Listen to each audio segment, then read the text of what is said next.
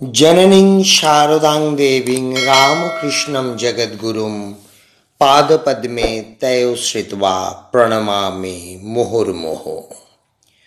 শ্রী শ্রী মায়ের জন্ম হয়েছিল 1853 সালে 22শে ডিসেম্বর। তাহলে বুঝতেই পারছেন কত পুরনো সে আমল। কি এমন করে গেলেন তিনি, যার জন্য আজ তাকে নিয়ে আমরা সবাই গর্বিত।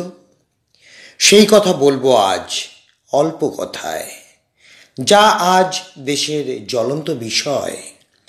আজ থেকে প্রায় 250 বছর আগে জয়রামবাটিতে একজন হিন্দু ঘরের বিধবা মুসলমান ছেলে আমজাদ ও শরৎকে অর্থাৎ স্বামী শারদানন্দকে পাশাপাশি মাটির বারান্দায় বসিয়ে নিজ হাতে খাবার পরিবেশন করেছেন। খাওয়ার পর আমজাদের উচ্ছিষ্ট নিজ হাতে পরিষ্কার করেছেন। ভাবা যায় এরকম কথা? বাড়ির একজন আপত্তি করলে বলেছেন, সে কি বলছো, শরৎও আমার ছেলে, আমজাদও আমার ছেলে। আজকালকার অতি আধুনিকা কজন মহিলা এ কাজ করতে পারবেন? কজন পুরুষই বা পারবেন এ কাজ করতে? বিদেশিনী খ্রিস্টান সিস্টার নিবেদিতাকে নিজের পাশে বসিয়ে নিজ হাতে খাইয়ে দিচ্ছেন, আদর করে চুমু খাচ্ছেন, নাম দিয়েছেন খুকি। স্বামীজিকে আমেরিকা যাওয়ার অনুমতি তিনিই দিয়েছিলেন, সেই সময় যখন হিন্দু ধর্মে কালাপানি পার হওয়া ধর্মবিরোধী ছিল। কজন এমন আছেন? নারী শিক্ষা নিয়েও তিনি অনেক করেছেন। নিবেদিতার বিখ্যাত বাগবাজার গার্লস হাই স্কুলের ভিত্তিপ্রস্তর তিনিই স্থাপন করেছিলেন। মেয়ের বাবাদের বলেছেন, মেয়েদের বিয়ে হচ্ছে না তো কি হয়েছে, নিবেদিতার স্কুলে মেয়েদের ভর্তি করে দাও, লেখাপড়া শিখুক, এত অল্প বয়সে বিয়ে দিও না। সেই আমলে এসব কাজ করেছেন এক মহিলা। ভাবা যায়? কজন আছেন রাজনীতি দেশ সেবা নিয়ে চিন্তা ভাবনা করেছেন? বেলুড় মঠে বিপ্লবীদের আশ্রয় দিতেন, গোপনে আসতেন সেখানে স্বদেশী বিপ্লবীরা। অনুশীলন সমিতির সদস্যরাও তাঁর সঙ্গে দেখা করতেন।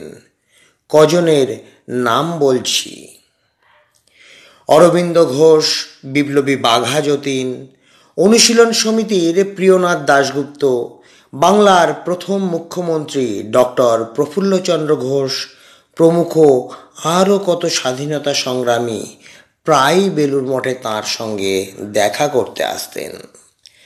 মানিকতলা বোমা মামলার 2 মুক্তিপ্রাপ্ত আসামি দেবব্রত বসু ও শচীন্দ্রনাথ সেনকে তিনি আশ্রয় দিয়েছিলেন।